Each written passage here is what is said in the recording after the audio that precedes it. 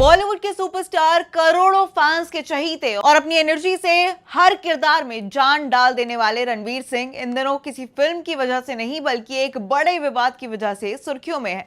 कहा जा रहा है कि रणवीर सिंह पर बॉलीवुड इंडस्ट्री ने बैन लगा दिया है। दावा यह भी है कि अब इंडस्ट्री के लाखों कर्मचारी उनके साथ काम नहीं करेंगे। लेकिन आखिर ऐसा क्या हुआ कि एक सुपरस्टार के खिलाफ इतना बड़ा कदम उठाना पड़ा, और क्या सच में रणवीर सिंह पर बैन लग चुका है? चलिए पूरी कहानी आपको डिटेल में बताते हैं। दरअसल पूरा विवाद जुड़ा है बॉलीवुड की सबसे चर्चित फ्रेंचाइजी में से एक डॉन 3 से। साल 2023 में जब फरहान अख्तर ने ऐलान किया था कि अमिताभ बच्चन और शाहरुख खान के बाद अब डॉन की विरासत रणवीर सिंह संभालेंगे, तो सोशल मीडिया पर जबरदस्त चर्चा शुरू हो गई थी।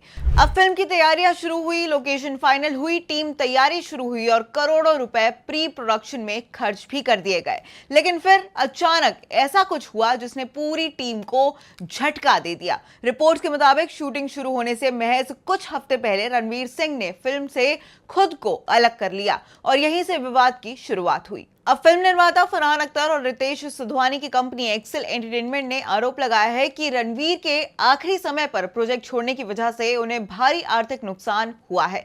वहीं कंपनी का दावा है कि फिल्म के प्री प्रोडक्शन पर 45 करोड़ रुपए से ज्यादा का खर्चा हो चुका है। इनमें विदेश में location booking, hotel reservations, travel arrangements और 200 से ज्यादा लोगों की तैयारियों का खर्चा शामिल था।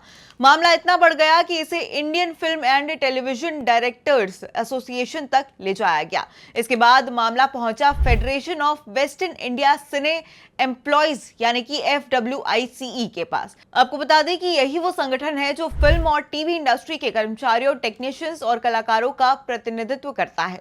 FWICE का दावा है कि उन्होंने रणवीर सिंह को अपना पक्ष रखने के लिए कई बार बुलाया, लेकिन 3 बार नोटिस भेजने और बार बार याद दिलाने के बावजूद रणवीर उनकी बैठक में शामिल नहीं हुए। इसके बाद फेडरेशन ने कड़ा रुख अपनाया।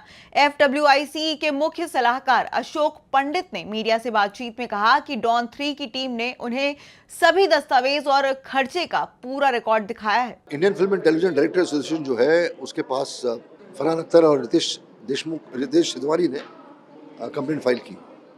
फरहान अख्तर जो हमारे मेंबर है Indian film and television director association की रणवीर सिंह के खिलाफ, सेइंग दैट लास्ट मोमेंट पे 3 हफ्ते पहले यूनिट हमारी शूटिंग के लिए निकल रही थी और हमारी फिल्म से इन्होंने विड्रॉ किया।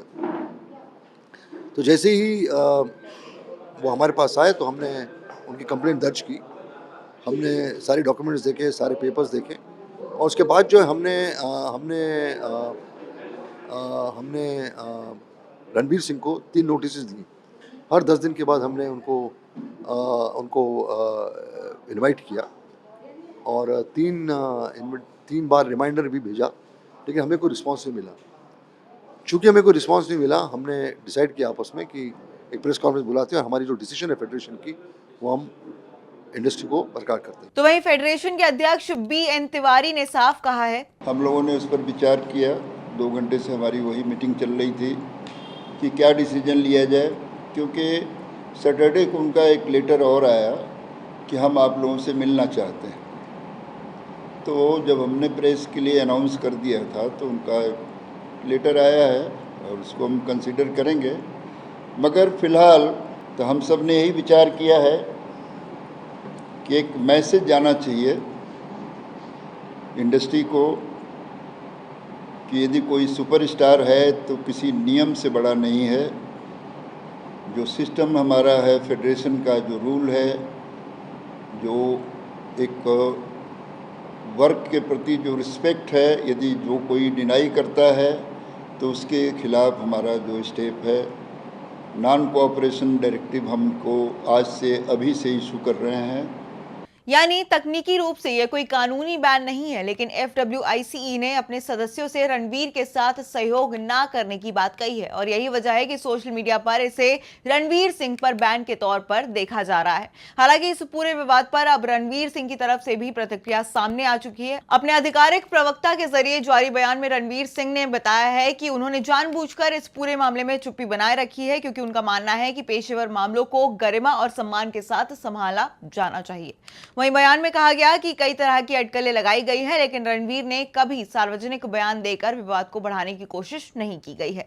साथ ही उन्होंने डॉन फ्रेंचाइजी और उससे जुड़े सभी लोगों के प्रति सम्मान भी जताया। अब सवाल यह है कि रणवीर सिंह ने आखिर फिल्म छोड़ी क्यों?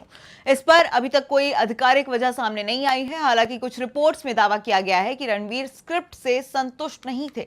बाद में कुछ खबरों में यह भी कहा गया कि फरहान अख्तर फिल्म में ऋतिक रोशन को लेना चाहते थे, लेकिन खुद ऋतिक रोशन ने इन दावों को सिरे से खारिज कर दिया।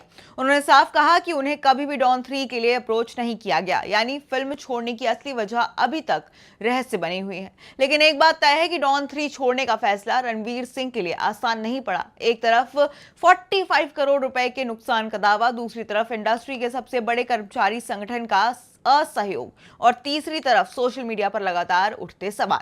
अब सबकी नजर इन बातों पर है कि क्या रणवीर सिंह FWICE के सामने अपना पक्ष रखेंगे, क्या दोनों पक्षों के बीच समझौता होगा या फिर यह विवाद आगे और ज्यादा बड़ा रूप लेगा। फिलहाल बॉलीवुड के गलियारों में सबसे ज्यादा चर्चा इसी बात की हो रही है। और इसी के साथ आखिर डॉन 3 छोड़ने की कीमत रणवीर सिंह को कितनी भारी पड़ने वाली है, इस पर भी सबकी निगाहें हैं।